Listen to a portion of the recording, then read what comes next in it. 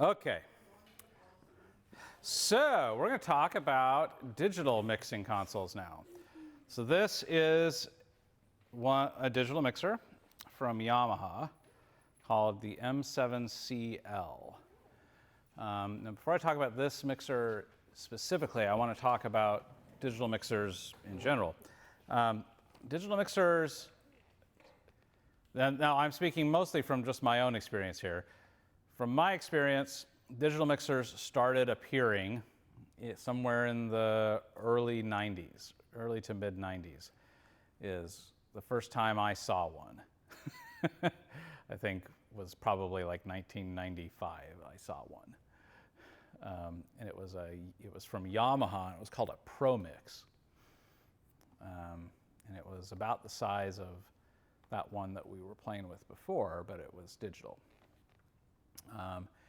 And since then, it took us a while actually for that technology to really mature to where, like it got a hold in recording and studio work much sooner than it took hold in live work, just because they weren't reliable.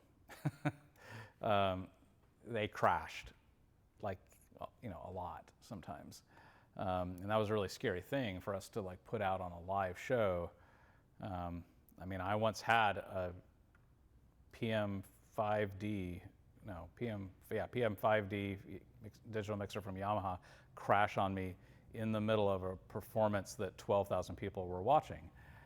And it's just like all of a sudden there's no sound, you know?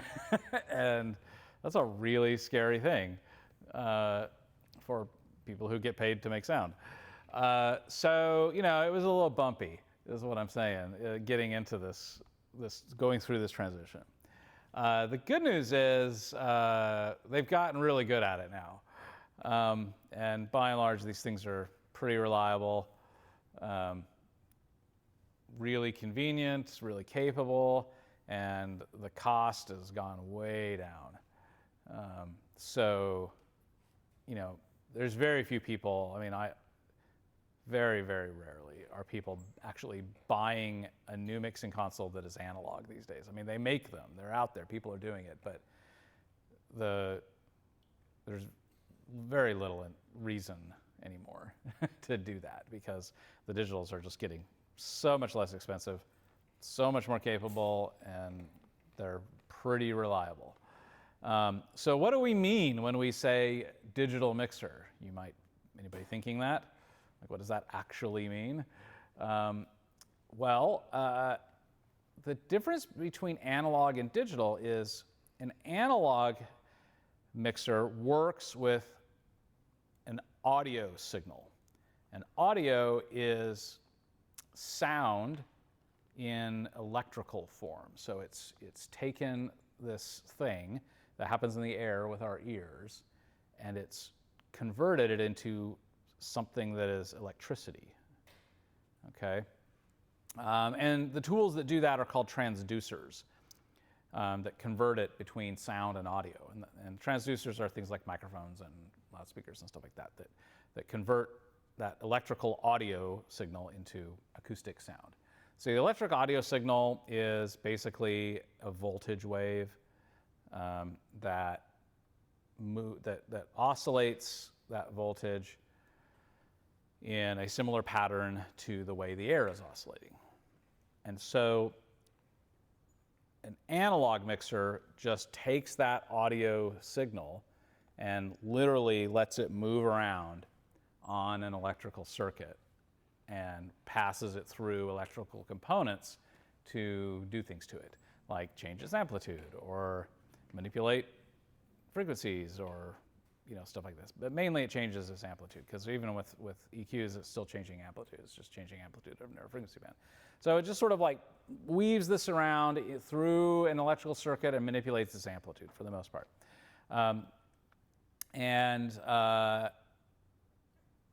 That's great. The problem is that audio signal has to physically pass through that circuit. Like, it has to physically pass through the component in order for the component to do something with it. So like when you're turning that gain knob on an analog mixer. You are manipulating a preamplifier circuit, and that audio signal is moving through that preamplifier circuit. When you push that mute button, that audio signal is passing through that mute button signal, which means, like, that's why the analog mixers are so big for how little they do. Because everything that you need the mixer to do, you have to allocate physical space for it so that that signal can physically pass through it. And therefore, if you want to have a 48-channel analog mixing console, you have to have 48 preamplifiers, 48 faders, 48 mute buttons, 48 pan knobs, 48 high-pass filter. Like, you know, you have to have one of everything, and they take up physical space. So what digital mixers do is they have inside of them what are called analog to digital converters, or digital to analog converters, DACs or ADCs. And what the ADCs do, the analog to digital converters, is they take that analog audio signal and they convert it into data. It's now just a stream of digital data, zeros and ones, okay? That can, just like any bit of digital data that you manipulate or do anything with. It's really fundamentally no different from a JPEG file or an MP4 video or an email or anything. Like, it's just a bit of digital data that you can put somewhere and or move around. Okay, so that's what the analog to digital converter does, is it converts that analog audio signal into digital data. And then once it's digital data, you can do whatever you want to it. Like, the computer can do anything to it that you can teach it how to do. So you just do math on those binary numbers, and you can transform it. So if you want to change the level of it, you do math on it. You want to EQ it, you do math on it. You want to mix it with another bit of data, you do math on it. Like, it's just doing math on numbers at that point. And then at some point, you want to turn it back into something you can hear, and you do that with a digital to analog converter. So digital mixing consoles have DACs, digital analog converters, and they take that digital data and convert it back into that analog audio signal, that electrical signal that can then be fed into, like, a loudspeaker that moves the air and does the ear thing, okay? So that's what it is, right? It's just a digital mixer just like takes those analog audio signals, turns them into data, does math on it, and then turns it back into audio, okay? But here's the great thing about that. If it's just a bit of digital data, a digital file, then you are no longer under any of those physical constraints that we used to be under with analog mixing consoles. Like, that digital data does not have to physically pass through a mute button circuit in order for you to mute it. Because it's just data sitting on a computer. And you can just have code that says, make this not happen anymore. So suddenly you don't have to have a button for everything. And to have a 48-channel digital mixer, you don't necessarily have to have 48 faders. As long as the computer inside is keeping track of that data, you can control it in lots of different ways. In fact, there are digital mixers you can buy that have no physical controls. They are just a little rack, a little box that you stick in a rack and plug it into power. And there's no buttons, no faders, no knobs on it. You connect to it over a network with an iPad, and you talk to it, and you tell it what you want it to do with the digital data that it's playing with, okay? So this presents some opportunities now. We can shrink, one is we can shrink the footprint, the physical footprint, right? We're no longer like have to make this thing huge in order for it to do a lot of things. We can make it small as we can make a computer, basically, and it can do the thing, Okay, so we're no longer constrained by size. But it also means that it doesn't cost us a whole lot of money to make it do more things. Like you want to add capabilities to it, you just write more code. So you just write more software. And now this thing can do more things. You don't have to rebuild the box. You don't have to send the hardware in and have it be upgraded or anything. You just update the code, and now it does more things. And usually that's totally free to the end user. The manufacturer of the mixer just posts a little software update on their website. You download it, you stick it on the console, and now your console does more things. For example, we have our little Digico SD9 mixer in there, the red one, that when we bought that mixer, it was a 48-channel digital mixer. 3 years later, Digico sent a software update out that turned it into a 96-channel mixer. It was just a download. It was really cool. Suddenly I had twice as big of a mixer than the one that I bought. And it's the same hardware, the exact same box. Just different software made it do more things.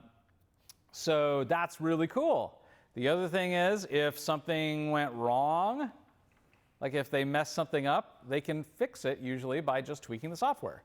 You don't have to, like, if there's some design flaw in the equipment, a lot of times that design flaw can be overcome by just fixing software. They don't have to do a physical product recall or something. So those are all great things. The other thing is, and this is the most important thing, is because a digital mixer is just a computer. That's all it is.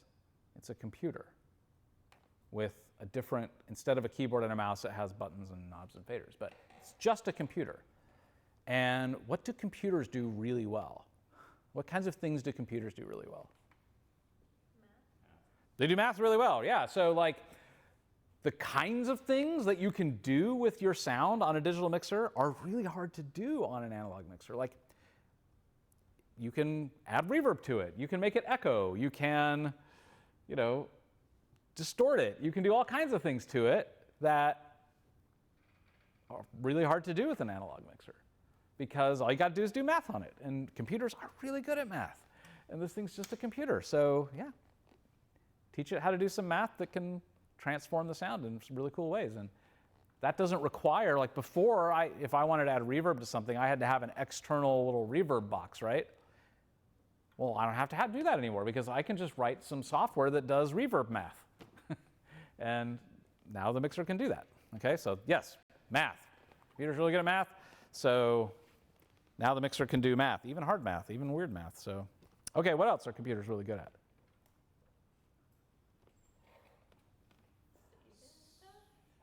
They are really good at remembering things, right?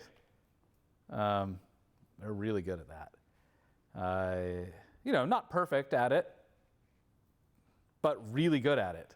Really good at remembering things.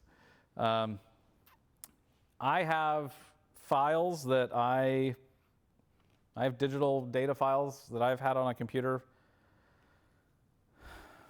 for 30 years. I mean, I've moved them between computers and stuff like that. Not on the same computer, but like I still have those. Is it in a folder labeled stuff? Maybe. But like, no, computers are really good at remembering stuff. Like I've been remembering digital data that I created 30 years ago. I still have it. I haven't lost it. It didn't disappear. It didn't get water spilled on it. It didn't, it's like computers are really good at remembering things. Analog consoles are really bad at remembering things. Analog mixers are really bad at remembering, which is why we had to like write down every little setting on a piece of paper, because like that mixer would not remember what you had done with it. If you would do it and then you would walk away, and if someone changed it, the mixer would not remember what you had done the day before. There's no ability to remember anything. So you have to have some other storage mechanism. But yeah, this is just a computer now, which means it can remember. It can remember all kinds of things. It can remember all of the mix levels that you've put into it. It can remember that. So you can, in a rehearsal, you can get it to sound really good, and you can say, okay, this sounds good, remember that. And then you can go on and do something else and maybe rehearse a different song or a different performance or something. And then you can say, oh, okay, now I'm going to do the thing from yesterday. And you just say, can you bring back that stuff I told you to remember? And it'll just bring it back, just like it was when you were there before. The first digital mixer I ever used in a live situation was when I was working doing repertory opera. And we were doing 4 operas on one stage over 2 days in a rotating cycle for several months, okay? So we would do show 1 in the afternoon, show 2 in the evening, and then next day, show 3 in the afternoon, show 4 in the evening, and we'd start over. And every show had different sound requirements. And so I had this little digital mixer, and I had a file for every show, and I would just show up in the afternoon and say, give me show 1, and it would give me all that it remembered, and then that night I'd come back after dinner, and I'd say, all right, give me show 2, and it would give me show 2. It just was a button push, and there it goes, it's got it. So computers really good at remembering things, and so therefore mixers are really good at remembering things. And they can remember things in lots of different ways. So they can remember, you can say, remember everything that is happening right now. Or you can say, just remember what I did with this fader. Say, just remember that. Don't worry about anything else, but just remember that. I might need that one little bit of information later. And it'll say, okay, sure. And then later you can ask for just that fader, and it'll say, oh yeah, I remember where that was. Here you go. Okay? So with the combination of like digital and like you actually have physical buttons and Yeah. knobs, does it actually, can it move them? Oh yeah. Oh yeah. Watch this.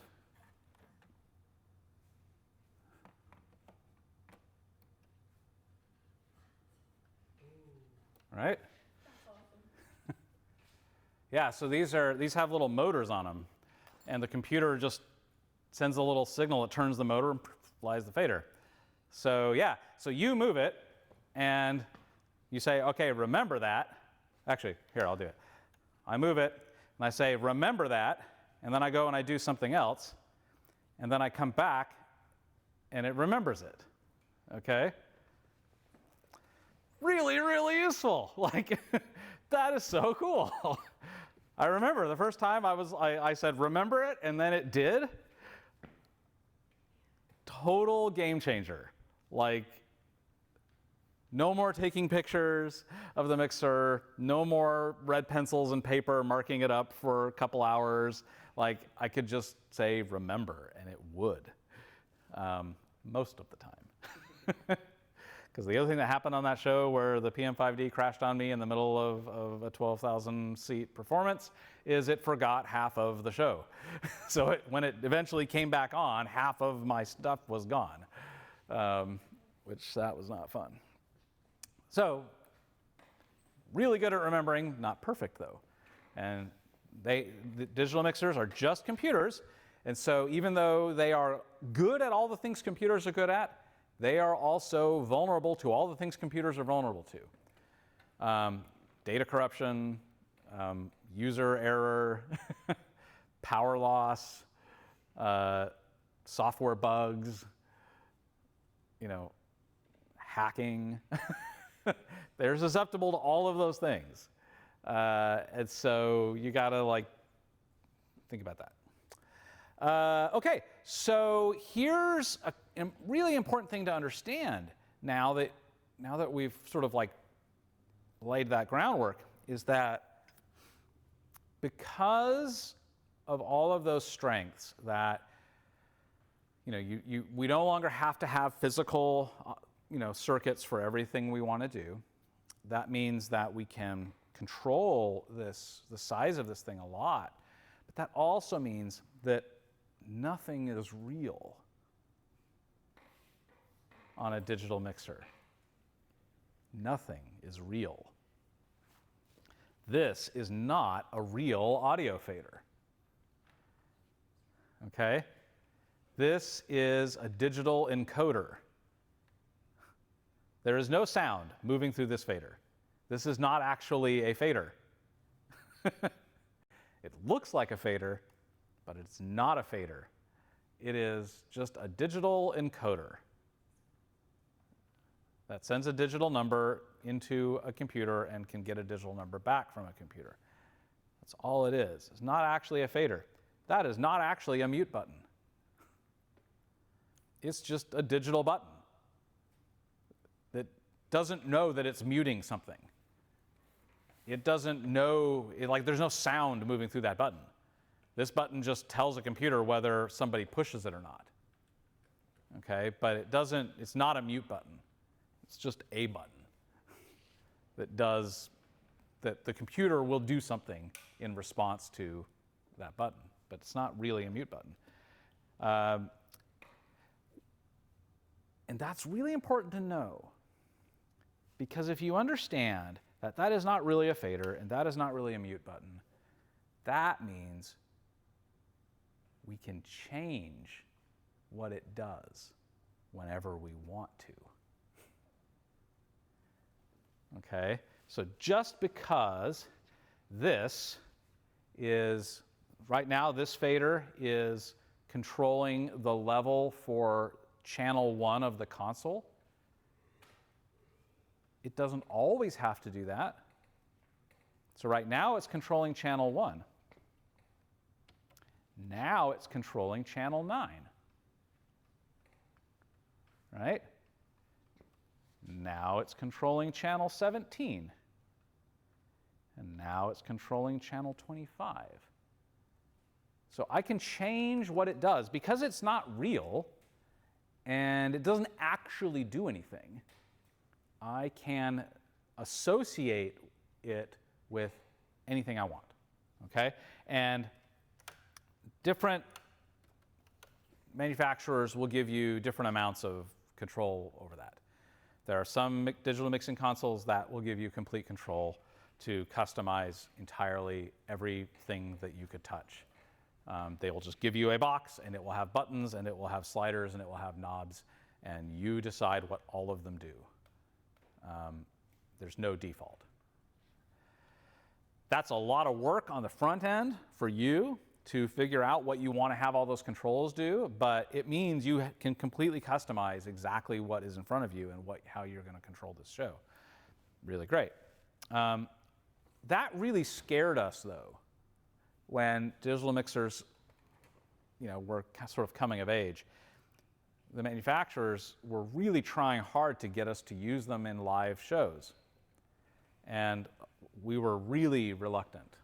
A lot of us were really reluctant because, again, it's a computer, computers crash, this is untested technology, we don't get do-overs in a live show, and so it made us really nervous. And one of the things that made us really nervous was a lot of the digital mixers that were popular at the time were mostly being used in recording studios, and they didn't have, they just had a small number of faders, and those faders were constantly switching what they did, which meant you couldn't look at the mixer and get a complete visual picture of what was happening at any given point in time. You're only seeing with your eyes a small portion of the entire thing that's going on. And that made people like me really nervous because I'm doing a live show and everything's happening in real time, and I'm trying to keep it all happening in real time. I need to be able to see it. At least I felt like I needed to, because that was what I was used to. With an analog console, I could look at that, and I could see everything all at once. I knew exactly what was going on with everything. But with these digital mixers, you couldn't. There was all these things happening that weren't being presented to you visually, unless you asked for them.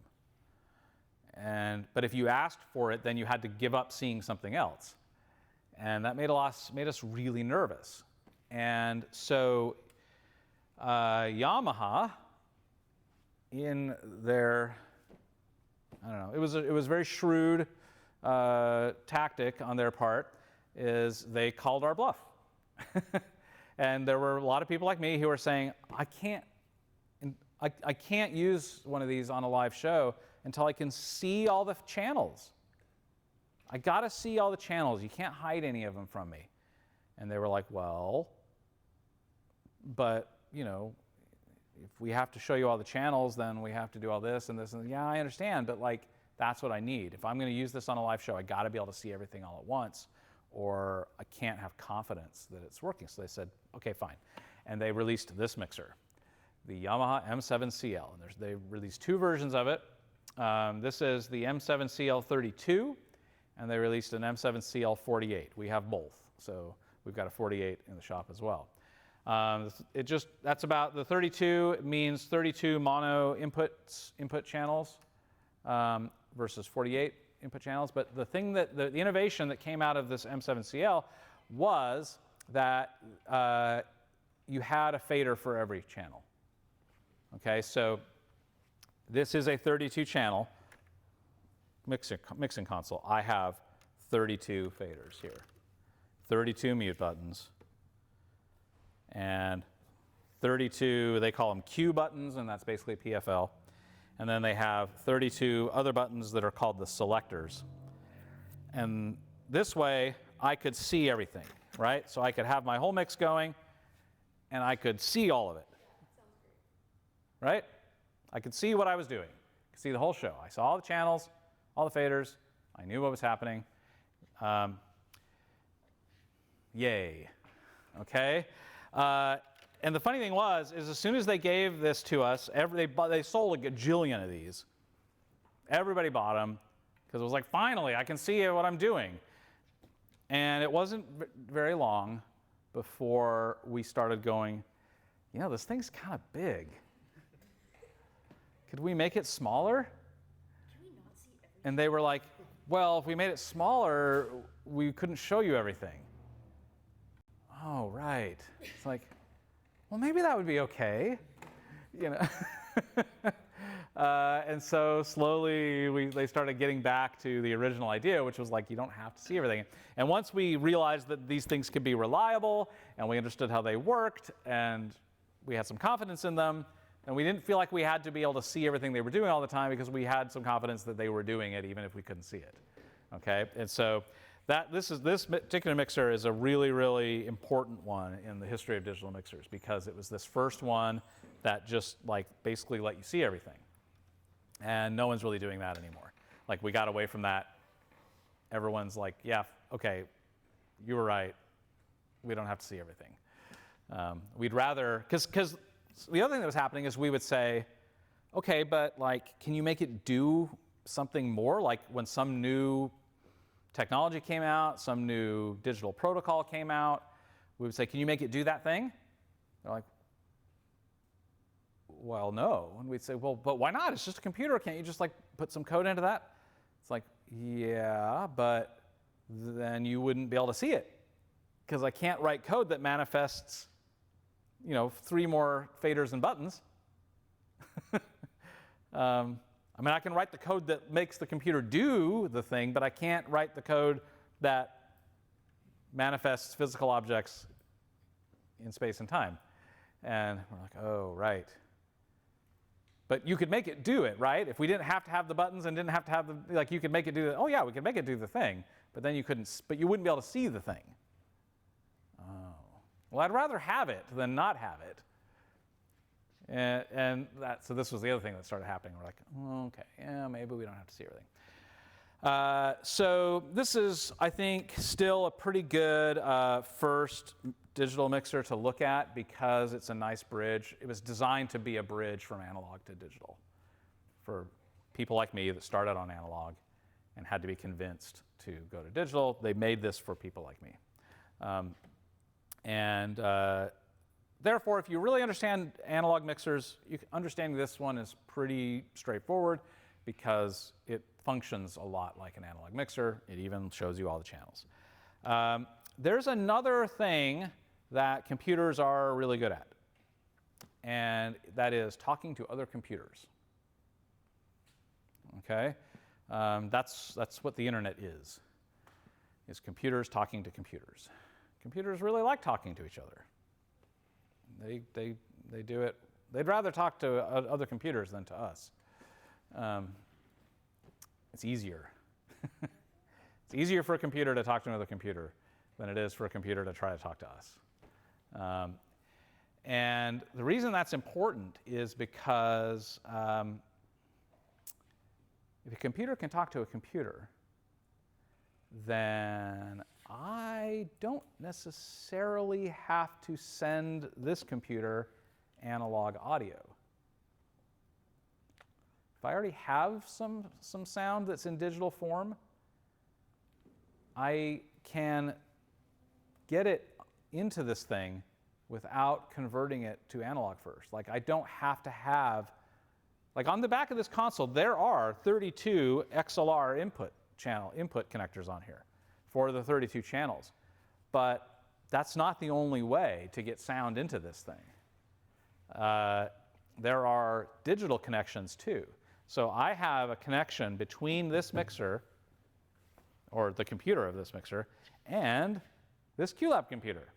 And right now, this QLab computer is playing sound digitally, and it's just streaming that digital data directly into the M7CL so that I can do stuff to it. And it never has to go through a converter to do that. And that's really useful for a couple of reasons. One is that analog to digital conversion takes time to do. Rule of thumb is every time you convert it, it takes about a millisecond. And you're thinking, well, millisecond, that's nothing. It's like, it's actually, a millisecond is a long time in sound. Sound moves really slow. Sound will travel an entire foot in the air in 1 millisecond. And that's the difference between our Blue hearing it and Miles hearing it at that 1 millisecond, right? So 1 millisecond is a big deal. And every time you have to do an analog to digital or digital to analog conversion, it takes a millisecond. So you're going from analog to digital, 1 millisecond, and then you go from digital to analog again, now you got 2 milliseconds. That's 2 milliseconds that it took before you got to hear the sound. So that's first problem with those conversions. Second problem is that conversion process generates errors, okay? Because that audio signal is a continuous signal that is constantly changing. But digital devices don't do that. Digital devices work with discrete values, 0 or 1, right? And so when you're converting to digital, you're taking this thing that was continuous and you're converting it into a list of discrete values, which means there's information between the discrete values that the computer is not looking at. And that ends up turning into noise. So it's called quantization noise. And quantization noise gets into your digital signals, and eventually, under the right circumstances, you will hear it. So that conversion process adds time and noise / errors. Okay, so you want to ideally minimize that as much as possible. Minimize the number of times you're converting between analog to digital and digital to analog. So if you can figure out a way to not have to do a conversion, that's a really good idea. So instead of playing this digital audio file on QLab, converting it to analog to play it out of, like, an XLR output on an interface, putting it out of an XLR, plugging it into an XLR input here, converting it back to digital, doing the stuff on it, converting it back to analog on its way out, and then go into the loudspeaker. I mean, how many conversions was that? Well, there was one there going from digital to analog, and then there was a second one going from analog to digital on the way in, and then it went back from digital to analog on the way out to get to the loudspeaker. So there was 3 conversions. So that's 3 milliseconds of latency. That's 3 times I added errors and noise to my signal. And that matters. Maybe not you know, hugely, but it adds up over time. You do a lot of that, it adds up. So there's some value in not, you know, in avoiding some of those conversions. So that's what's happening right now is this computer is just sending digital data, it's just streaming it from one computer to the next computer in digital format, which means I don't have to worry about gain, right? Because gain controls an analog circuit, an analog preamplifier that's actually manipulating voltage. I don't have to worry about that because there is no gain loss here because I'm never going to analog. I'm just moving digital data from one place to another place, and it's the exact same when it gets to the other side. It hasn't changed. Therefore, I don't have to worry about clipping. I don't have to worry about, you know, where I put that gain knob because it never has to go through a preamplifier, which is super cool. Okay, questions so far? We doing okay? All right.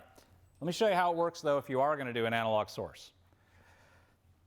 So, yes? Does this mean that I'm going to have to, like, get my laptop out? Like, is there going to be, like, some kind of download? Oh, yes. So, remember that one time when I said computers are really good at talking to other computers?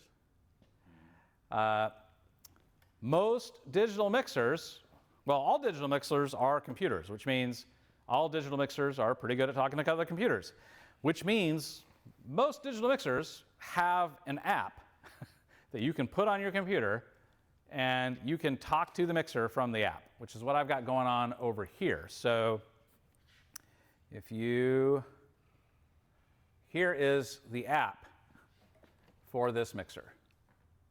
And I can talk to the mixer from the app. I can move faders. I can mute channels. I can, let's see, get out of the way. I can EQ things, right? I can do it all from an app on the computer. Well, why would you ever want to do that? That can be, it sounds like that could be a hassle getting that to work. And yeah, sometimes it's a little tricky to get that communication to happen.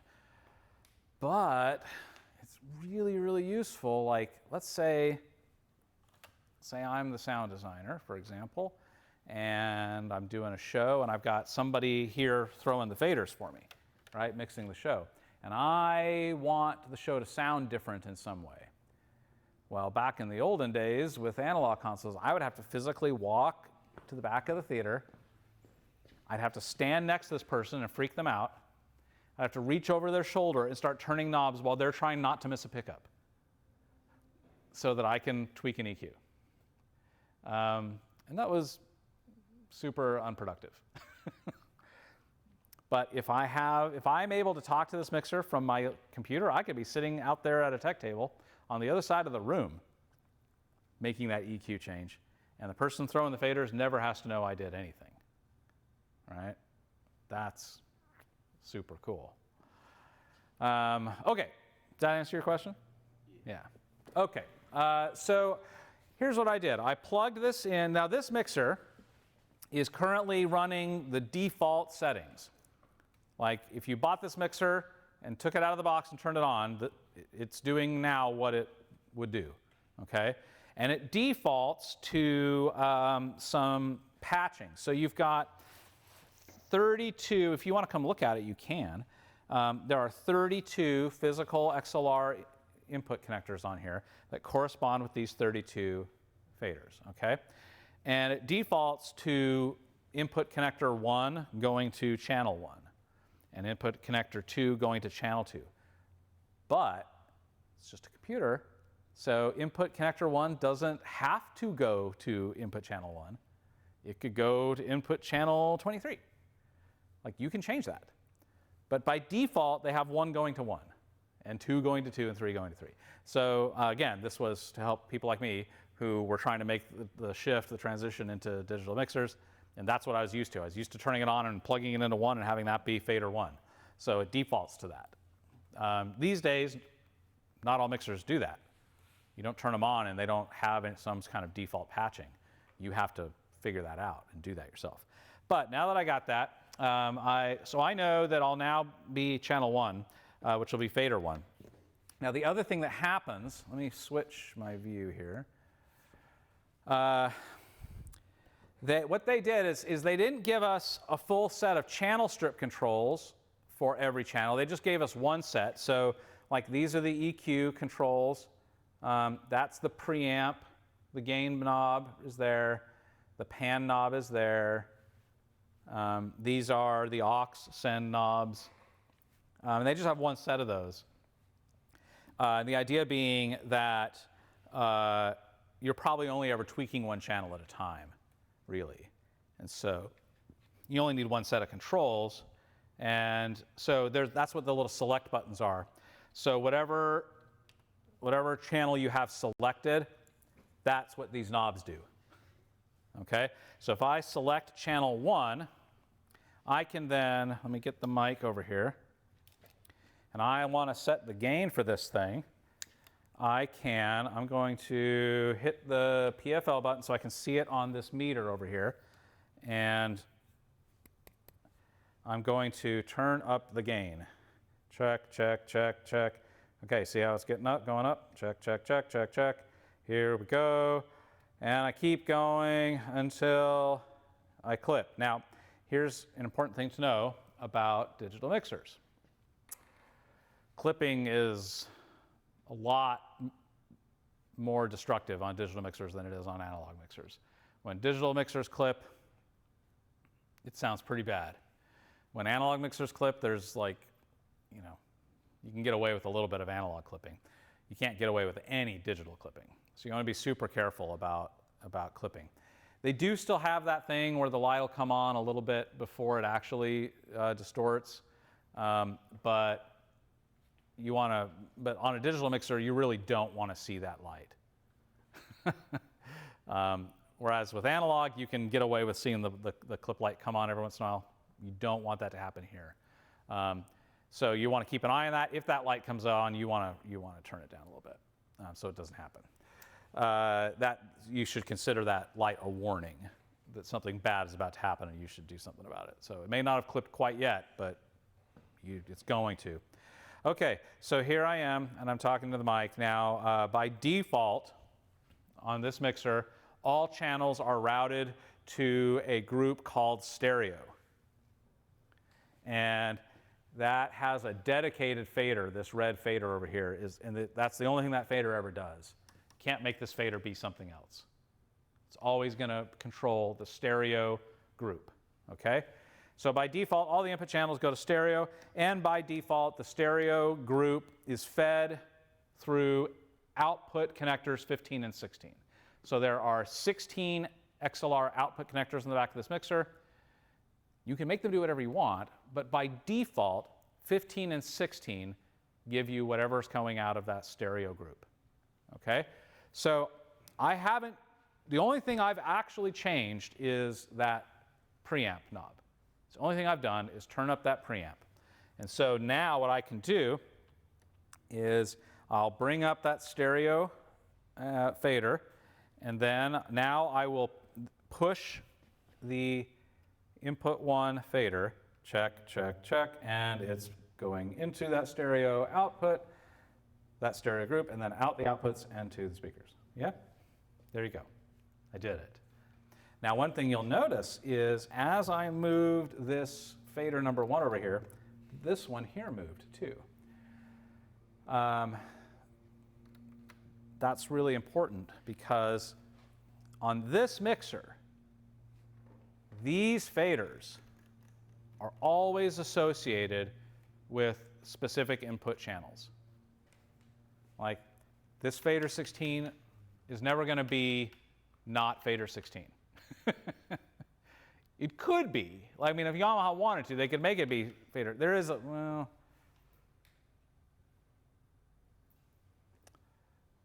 one very specific situation where it can do something different, but you're unlikely to discover that. but generally speaking, this will always be fader 16. But these 8 faders can be lots of different things. So these are the ones that get to change. And they call these the central logic faders. That's what it says right there, central logic. So this is the central logic section. And so you've got these 8 faders, and then you have these toggle buttons here that decide what those 8 faders do. So this button says 1 through 8. So I push that. These faders are controlling channels 1 through 8. I push that button that says 9 through 16, and now these faders are controlling channels 9 through 16. I've got 17 through 24, 25 through 32, and then I've got some other stuff that I'll get to in a minute. But the other thing that happens is it's not just the fader, it's also that on-off button becomes the on-off button for that channel, the meter, the Q button, the select button, and you get a knob, a central logic knob that can do lots of different things. And what it does depends on what's happening on this screen. So let me see if I can zoom you into this screen a little bit.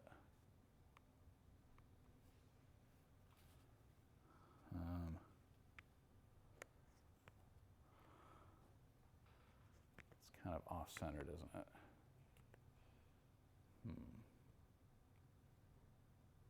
I wonder. It'll be a little skew-wampus for a second, but I think you'll be able to make sense out of it.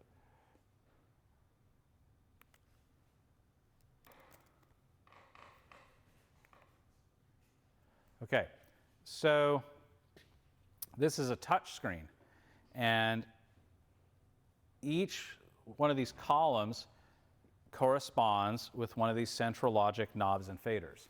So you have the full channel strip, just like you had on the analog mixer.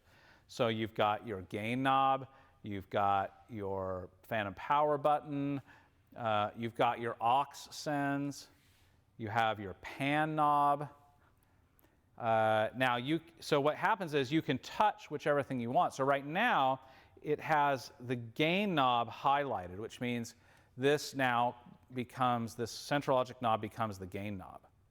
But I could go and I could click there, and now it's the pan knob. Okay? Or I could click there, and it's the aux 1 send knob. Right? So I can decide what I want that knob to do by clicking the interface element on the screen, and it'll make that knob do that. Okay? So that screen's really, really helpful, especially if you don't have the computer app going. You'll really like having that touch screen. Not all mixers have touch screens. This was the first one that I ever used that had a touch screen. And there are still mixers out there that are sold that are not touch screens. They have a screen, but they're not touch sensitive. You have to navigate them with buttons and stuff, okay? But having that touch screen is super useful. Okay. So that's what this thing does by default. All right. Now what I would like to have it do is, instead of accessing this microphone, I would like it to let me mix this digital data that I have sending into it from my computer. Okay? To do that, I need to patch it. So there's called soft patching. Now, in the analog world, patching means reaching around the back, pulling on a cable, plugging it into a different place. That's patching. In digital land, patching is programming. So there's a couple ways to do this.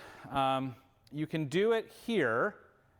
Like if I want to change channel 1, I can pull it up here in the central logic section, and I can click up here at the top, and this pulls up a patch window, and it shows me all the possible sources. And I can select which source of all the different things that are coming in, which one do I want. And you'll see, like, here's the one that has some audio signal that it's realizing. There's some audio signals here. Which one do you want?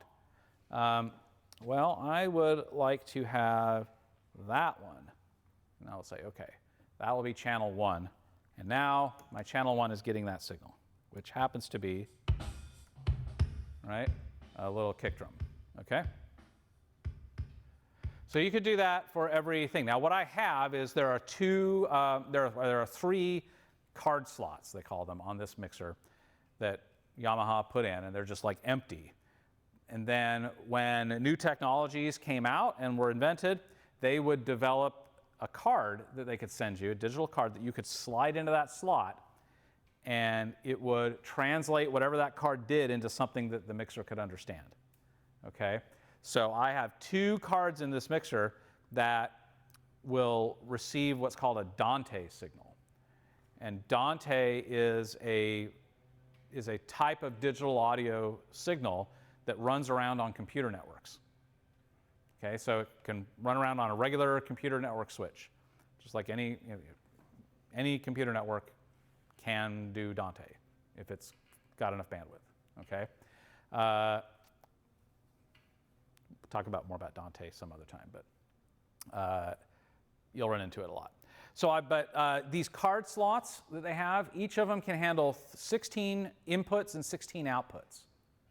Okay. I have more than 16 channels in this recording, and so I have 2 Dante cards in the mixer so that I can get all the channels. So over here in the patch window, I've got these tabs for slot 1, slot 2, and slot 3, and that's how so I'm on slot 1 tab, and I want slot 1, channel 1. There's another way you can do this, though, and this is the way easier way. You can instead do it with the computer, if you've got that going. So let's see. I can go to this Windows and open up this input patch editor. Oops, and here is the patch for the mixer. So here's all my input channels, and these 32 are the analog inputs.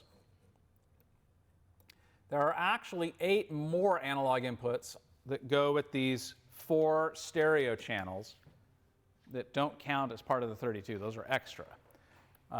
So those are analog as well. But then if you keep going over, you've got the slot. It says slot in, and I've got slot 1, slot 2, and slot 3. Okay? So if I want to patch the slot signals to my channels, I can just do it here. So you see I've already got slot 1, channel 1 patched to mixer channel 1. I did that with the touchscreen. But I can just do the rest of them here. I can just put, let me get this wire out of the way. I can just go, I want 2 to 2, 3 to 3. And it asks you to confirm every time because, you know, maybe you're in the middle of a show right now and you inadvertently clicked a patch button.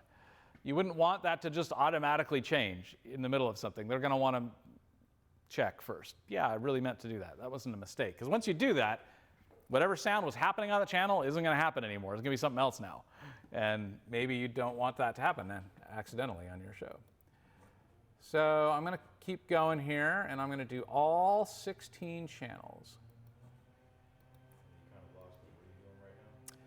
So what I'm doing is I have, over here on QLab, I'm playing a recording that has 18 tracks on it. So 18 different recordings of different instruments in a song, right? So I've got like a guitar, a bass, just like we had before. But I've got 18 tracks. And those 18 tracks are being sent out of this computer digitally to the mixer as digital data. And they're going into the mixer through the interface cards. You can come look at them if you want. So, and anybody else can if you want to. So there are, if you look on the back here, you see those 2 red cards? Yeah. Okay, so we've got slot 1, slot 2, and slot 3. So I've got 2 Dante cards. And they're both plugged in, and they are plugged in to 2 Dante ports on this computer. Okay? So the computer is sending those 18 tracks of digital audio down these 2 cables into those 2 cards. So you said each one can handle 16? Yes. Yep. And why is the third slot totally different? We have lots of different cards. So this one is a 4-channel analog output card. So if you want more physical outputs, you can add a card to that. Okay. So what I'm doing right now is I've got 18 different sounds coming in across those 2 input cards. Right. The first 16 are coming in on slot 1, and then 17 and 18 are coming in on slot 2. I want those sounds to show up on these mixer channels so that I can mix them. Okay? So I'm doing that here. Over here on the top, this represents all the possible sources of sound that can get into the mixer. Here is slot 1. And every time I click on here, you see how it gives me a little crosshair? Yeah. Okay? So right here, I'm intersecting on slot 1, input 12, and mixer channel 12, which means if I click right now, it's going to say, you just said you wanted slot 1, signal 12 to show up on input 12 of the mixer. Did you mean to do that? And I'm saying, yes, I meant to do that. And so now, channel 12 has that sound. Now I can mix it. Okay? So this is the digital version of plugging in the mic to a physical port on the mixer. Okay? Yeah, you can see that the lights will start dancing as I add these in. So in this case, instead of just like going, oh, I'll put an XLR cable from output 13 to input 13. Instead, I'm just clicking a button here and it's doing it computer to computer. The 2 computers are sorting it out. They're like, oh, okay, we can figure this out for you. No need for a cable. We'll take care of it. Okay, so let me do all of them. Does that mean that what you're doing right now is adding the same sound to each and every one of them, and then you're going to change it later? No, I'm doing a different one for each one. So channel 1 is, well, let's listen to them. Channel 1 that sounds like a kick drum mic. That sounds like a snare drum mic.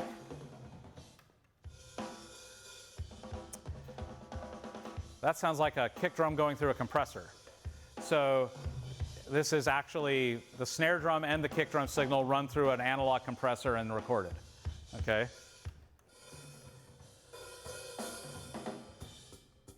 That's the hi-hat. Okay?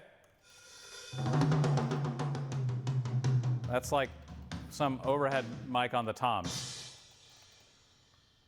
Oh, it's going to start over. Hang on a sec.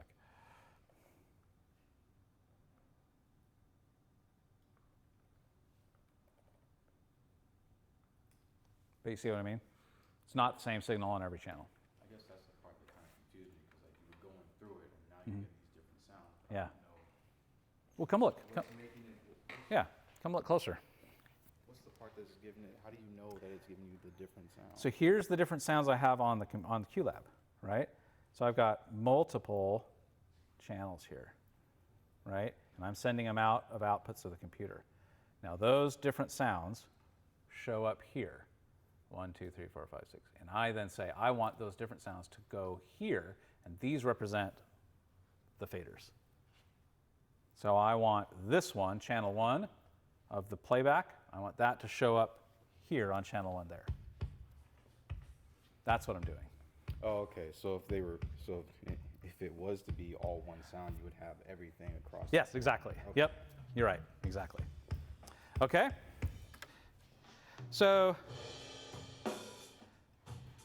I've got lots of drums here. Oh, there's a bass. Okay. There's a guitar.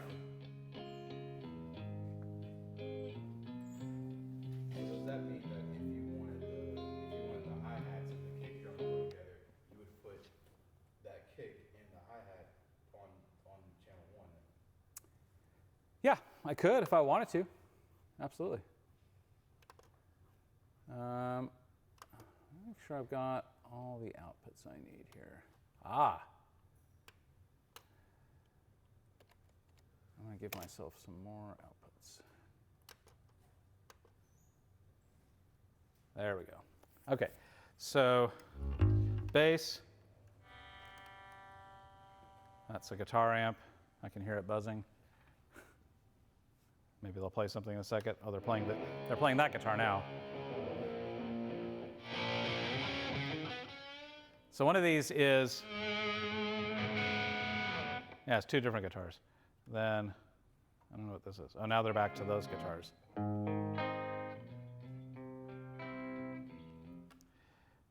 That's another guitar.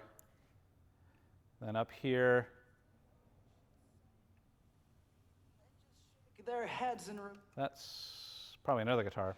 That's the vocalist, so divine, right? I think I actually have 19. Let me get one more here. Because I also have some backup singers.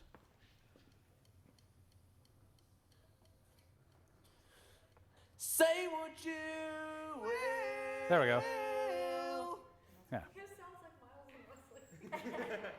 Say what you will. Okay.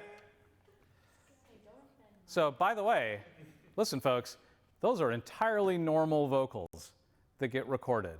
That is what things sound like before we do work on it.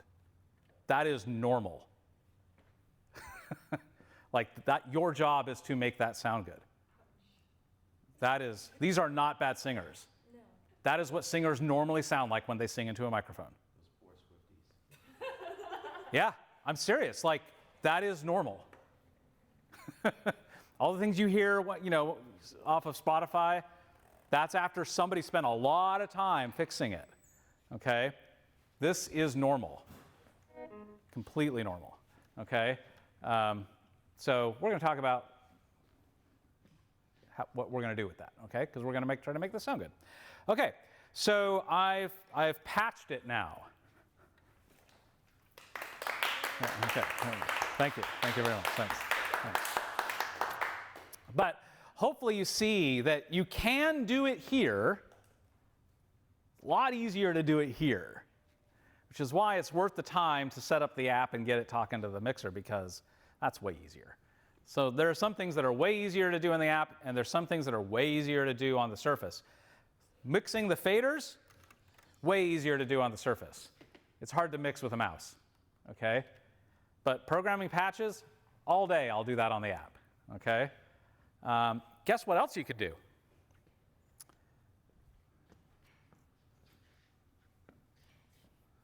You can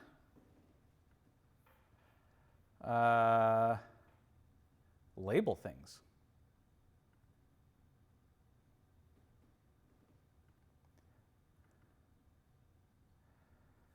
So here is the track list for this recording. Okay? So the first one is kick drum, second one is snare drum. So what I can do is I can go over here to, hang on. What's going on? Go away. Okay. So I can go over here. Here's channel 1 through 16, and I can label this. So it's down here under channel 1. I can say, I'm going to call this kick drum, or just kick. Guess what? I can also change the picture and make it look like a kick drum. And this one can be the snare. This is one of the things that's also way easier to do with the app compared to doing it with the touchscreen. Okay? So now this one, I'll make it look like a snare drum. And then the channel 3 is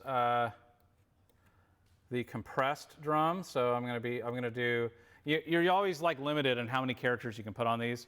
So I'm going to do DM CMP for drum compressed. And I'm going to call that, I'm just do a whole drum kit symbol for that. Channel 4 is, let's see. It's a hi-hat. So hi-hat. And it has symbols for all these things. So you can go in and label all these things. Okay?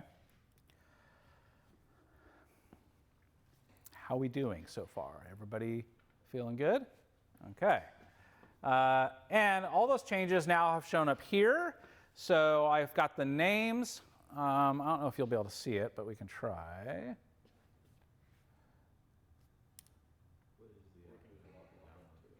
You can just walk up to it if you want. Where is the what? This is called the M7CL editor. You can also use this computer that I'll have set up here. Okay, but yeah, you can't see super well, but those labels are showing up here now. It says kick, snare, drum, compress. Oh, you know what? I've been changing. Have I been changing the wrong thing this whole time? I think I have.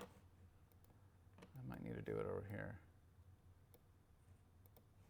Ah, yes, that'll work better. Drum kit, hi-hat, there you go. Okay. So that's the next thing you would do is you'd label stuff. Now, all right, so we've talked about how we get sound in. How do we get sound out? Because now we got to like hear this. This mixer defaults to some patching that I'm utilizing right now, but let's talk about what your options are, because you have them. You have lots of options, actually. Here is what this looks like. I also have an output patch window. So I have, according to this thing, I have these buses, they call them. Well, they don't call them that, actually. I call them that. I've got buses called Mix 1 through 16. I've got some called Matrix. I've got Matrix 1 through 8. There's the stereo left and right, which is what I'm using. And then I've got this other one called Mono. Those are patchable buses. And then over here on the top are all the physical outputs.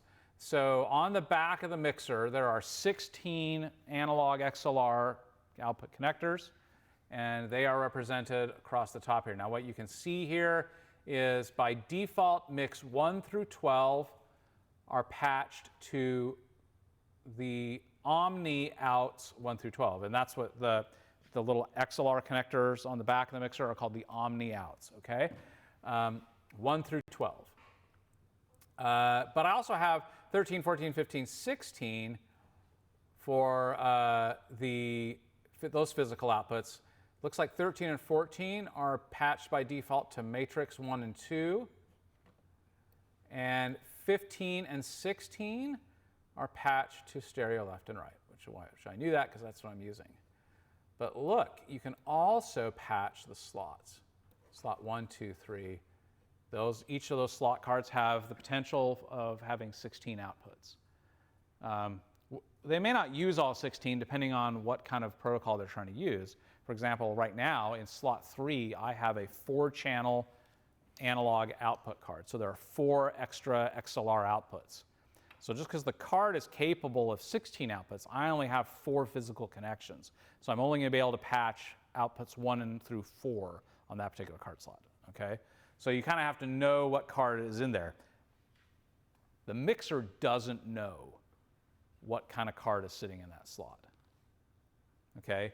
For example, Dante did not exist. That technology did not exist when this mixer was made. So this mixer doesn't know anything about it. Even though it's receiving Dante signals, it doesn't know that that's what it's doing. But it does know there's a card in the slot, and that card is feeding it signals. So what the card does is translates it into what this understands. But the console nor the app will not be able to tell you what kind of card is sitting in there. Okay. There is a little place. I don't know if you can see it here or not. I think there is a place somewhere over here where it will give you some little abbreviation that might tell you something, but it's very, very small information. It's like a model number maybe, but by and large it doesn't know. Okay, here's where this gets a little tricky. Okay, so strap yourselves in. You remember what I taught you? What did I teach you about how sounds make it to outputs on mixers? Yes? Groups and auxes, right? So you have auxes, you have groups. What's the difference between an aux and a group? Usually groups are post fader, and then to the audience, and auxes can be pre or post and go to stage speakers. That is one difference, yes. There's another really important difference. Anybody know what the other really important difference is between auxes and groups? Auxes let you decide how much of the sound on that channel to put into it, whereas groups, it's all or nothing. Okay? So yes, groups are usually, almost always, with very, very, very rare exceptions, post fader. That is true. But they are also always everything or nothing. It's a binary. Okay? Whereas auxes are, well, how much of this do you want to put in there? You can decide. And they can be pre-fade and post-fade. Okay? Well, pretend for a moment. Anybody take any computer science classes, like programming classes?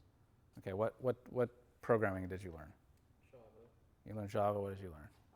Python? You did Python?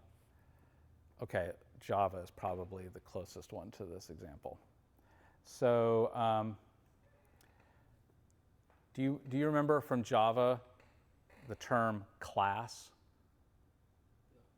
Okay. Well, I was hoping you could explain it to us, but I'll explain it. Okay. So there is in computer programming, when you're taught computer programming, you're taught computer science. What did they teach you about copying and pasting code? Those of you that took coding classes. What was the person who taught you coding, what was their general opinion about copying and pasting code? Don't. Why? Do you remember why that was a bad idea? Well, because you shouldn't have to. The computer remembers, remember? So like if you've written code and it works, the reason you're copying and pasting is because you want the computer to do that same thing again, but a little bit different. And so you're going to copy that code, paste it, and then tweak a couple things, right? And that is considered really inefficient from a programming point of view because you're repeating most of the code and you're only changing a couple little variables. So it's considered much better form to reuse code rather than copy and paste it. And you do that, the main form of coding that uses this strategy is called object-oriented programming. And the idea is you write a bit of code that does a thing, and then every time you want to do that thing, you just reference that code, right?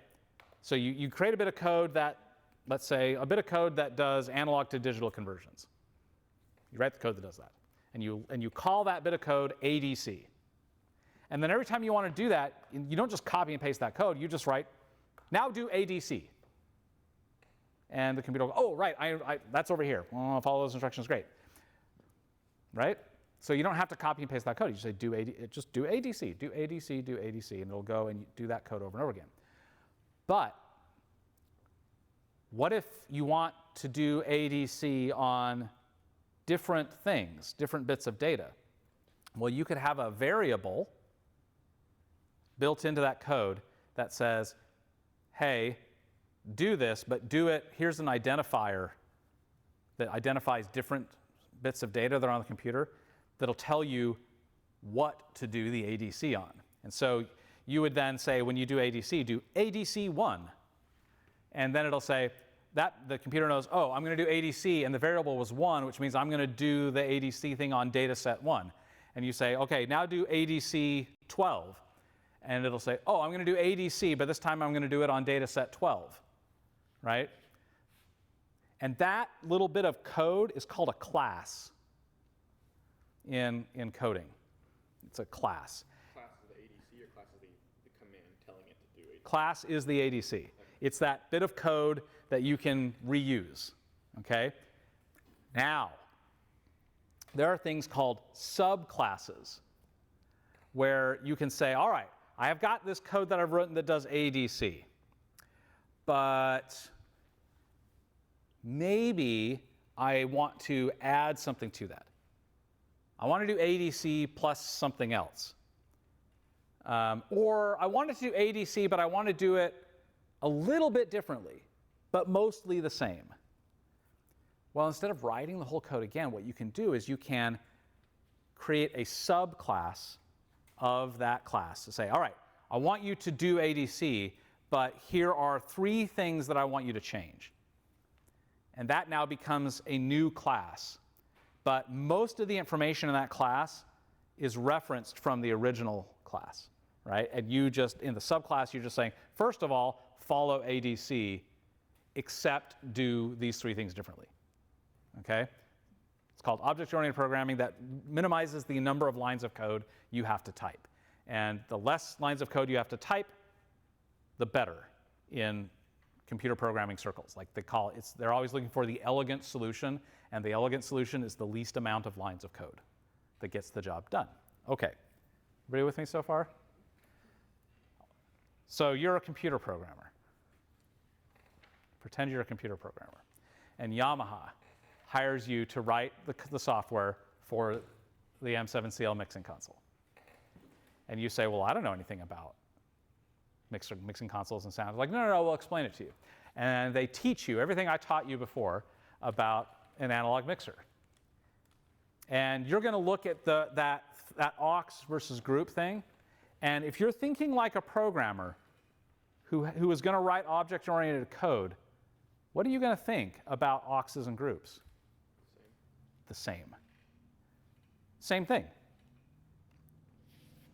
They're the same thing. They just have this one little part of it that's different. So you're not going to write 3 different chunks of code. You're not going to write a chunk of code for a pre-fade aux and a chunk of code for a post-fade aux and a chunk of code for a group. You're going to write one chunk of code that does buses, basically. And then you're going to create subclasses that add the pre-fade, the post-fade, the variable, or the binary, right? Makes total sense if you're a computer programmer. That makes sense. That is exactly how you would do it. And in computer programming circles, you would be considered an elegant programmer. Okay? You with me so far? So this is what they did. And it ruined an entire generation of sound people. Because the computer programmer comes back and they say, hey, look, I had this breakthrough. Auxes and groups are basically the same thing. And so we don't have to have, we're trying to cram all of this information in this tiny little screen. What if we didn't have to talk about those things like they were different? What if we could talk about them and present them on the screen like they are the same? Because they are the same, mostly. They're mostly the same. And if we talked about them and presented them like they were the same, then we wouldn't have to, find extra pixels on the screen for the extra things, right? And Yamaha is saying, okay, go on. And I say, so hear me out. We need to use different words to describe it if we're going to do it that way. Because if we call it auxes and groups, then we have to make it look like an aux and a group. But if we embrace this idea that they are mostly the same, then they can look mostly the same, and they can do the aux group thing, but they're not going to look like an aux or a group.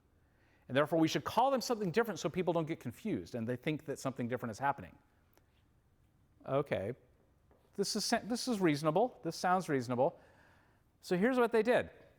They created this thing called mixes.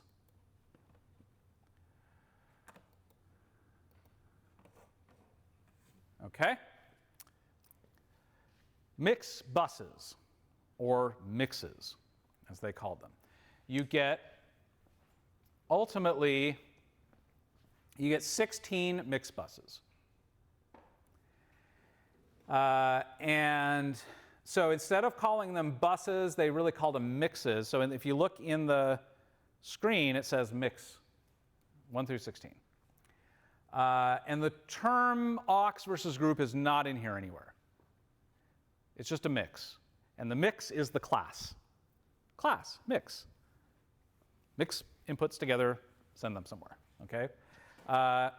And so you have 3 different kinds of mixes, or 3 different behaviors that a mix can do. These are the subclasses. So you can do vary, which means variable, it's short for variable.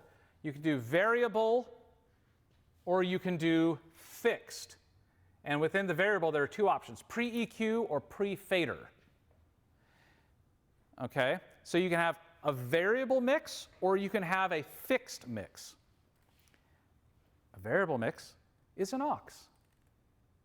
A variable mix acts like an aux.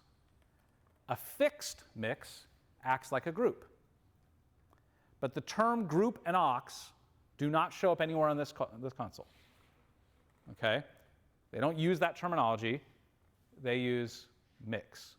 And you can do variable or you can do fixed. And within the variable, you can have it, like if you're going to do a pre-fade aux, or a pre-fade variable mix in Yamaha terminology, you can decide where that pre-fade picks up. Does it pick up before the channel EQ or after the channel EQ? You can decide. Depends on what you want. So if you set it to pre-fader, it's always going to be pre-fader, but it's just like, is it going to pick it up before or after the EQ? And then you can set it to post-fader, but that's done on a channel-by-channel basis. Okay? So the mix is set to variable. And let's just set it to pre-fader. Okay? So what I'm going to do is I'm going to set half of these as variable and half of these as fixed. Okay?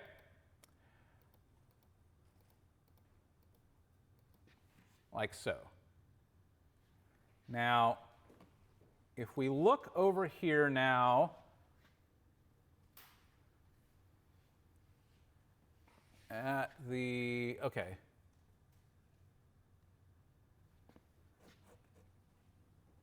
I think this is true over here. Yeah. Okay. So if you just look on the channel strip on the app, here is input channel 4, and I've got my 16 mixes. 1 through 8, I have a knob, right? Like an aux. But 9 through 16, there are knobs here, but they don't work now. I can click on them, but they don't do anything. Why? Because these are acting like groups now, which means the only control that matters is on-off. I'm either routing it or I'm not. Okay? Now, over on the touch screen, over here, I suddenly have buttons in place of knobs. So up here they are knobs, right? But here they are buttons that I can assign or unassign, just like a group. Okay? So this looks like what you would see on an analog mixer. You'd see some knobs and you'd see some buttons, auxes and groups. But the term aux versus group doesn't appear anywhere here. They just use mix, and it's variable or fixed. And to change it between pre-fade and post-fade, if it's an aux, you have to click on the knob, and then you have these buttons that say pre, and I can toggle it between pre-fade or post-fade, but that happens on a per-channel basis.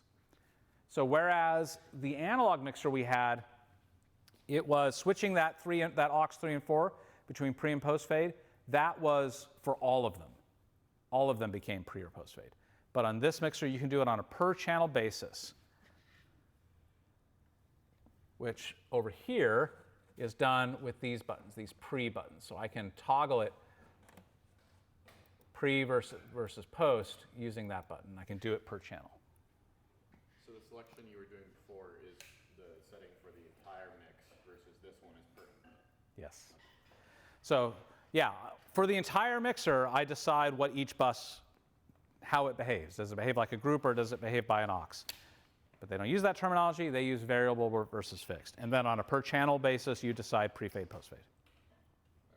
Okay? And then how does that, like I said, just ignores, if you say variable pre-fade, then you have the individual input on the post-fade. Does it ignore the mix setting or the input setting? Say that again? So like if you have one of these as like variable pre-EQ, Yeah. and then you have it here and you change it to post, or can you not do that? You can do that, yeah. Which one does it follow then? Well, variable is the behavior, okay? And that pre-EQ versus pre-fader is just like if it's in pre-fader mode, should it be pre-fade or pre-EQ, Okay. right? So once you undo the pre, so you uncheck pre, now it's post-fade. So it's just a smaller selection within pre-fade. Yeah. So you just say unprefade it, and now it's post-fade, and of course it's going to be post-EQ and post-fade, right? It's like it just jumps through the fader, okay? And this is, now the reason I say this ruined an entire generation of sound people is that, remember when I said Yamaha sold a gajillion of these things? I mean, one of these was in every high school in this country within 5 years. Everybody had one of these. And they sold a smaller version of this called an LS9, which used a very, very similar layout and also used that mix variable fixed terminology, which meant there's an entire generation of people that learned mixers for the first time without ever hearing the word aux versus group. And if you know anything about learning, you will know that the way we learn things is the way we learn new things is by comparing them to things we have learned before. That's how we learn. As I've been talking today, you've all been sitting there and saying, how does what he just said jive with what I already know? And some of you have been sitting here going, I know all of this, Jason.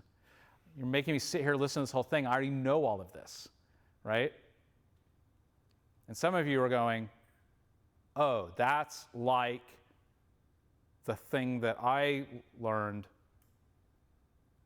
5 years ago on the mixer I had in my high school, right? This is how we learn. This is what happens in our brains when we're given new information. We compare it against something we already know, and we try to understand how it is like the thing we already know and how it is different from the thing we already know. And so if the thing that you already know is that there is no such thing as auxes and groups, then when you find other mixers, because like Yamaha's the only people that did this. They're the only ones who invented new terminology and then sold it by the thousands and millions. Everybody else that made digital mixers still uses the aux and group terminology, like sane people, okay? So I put an Allen and Heath mixer, digital mixer, or a Digico digital mixer in front of this generation that the term aux and group is not part of their foundational knowledge. They don't get it. They can't understand it because they're looking at it and they don't understand how that is like a mix. Because it doesn't look like a mix, it doesn't use words that describe like a mix, it doesn't even behave like one. Because you can't change it. How do I change it? How do I change it to a fixed? How do I change it to a variable? You don't. It's a different thing. This has created a big problem for people like me who have to teach this stuff because, you know, it's so hard to overcome that previous knowledge. This is why I gave you all that speech a year and a half ago. Remember that speech I gave you when I was like, forget everything you know, try to forget everything you know? Because this is why. This is one of the reasons why.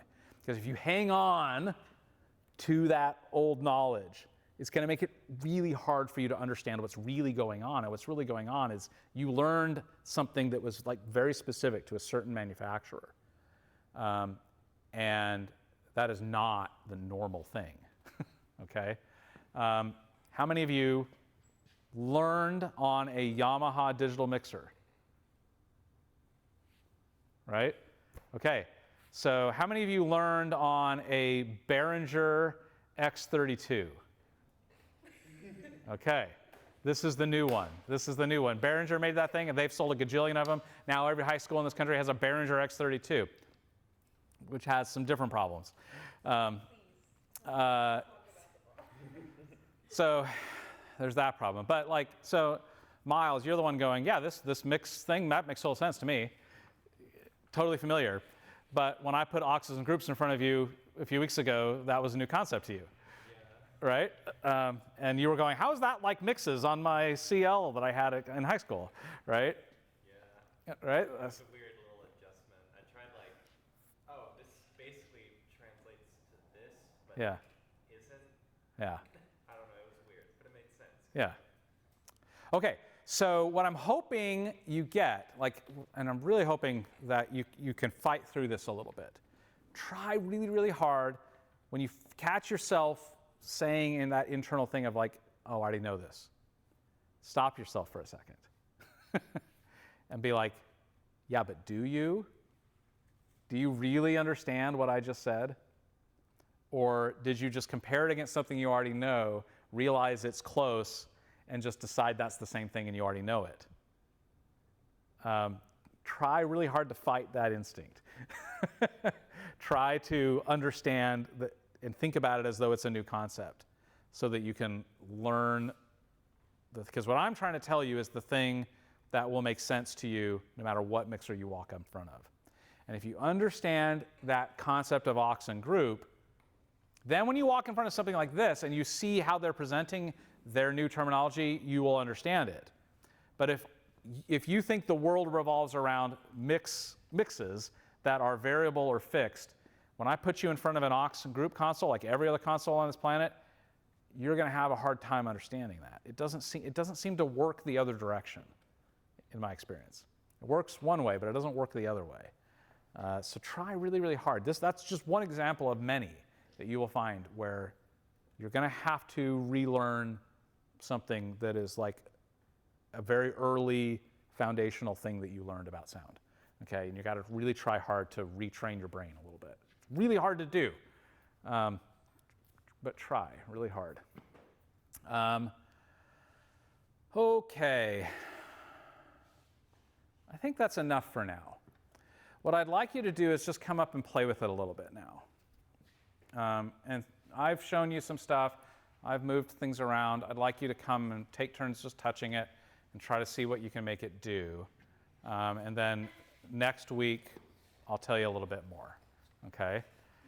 But I've basically shown you what this mixer does, minus a couple of swanky things that we'll talk about next time. And then we'll get into how do we actually mix, which will be the next thing. How do we mix this thing?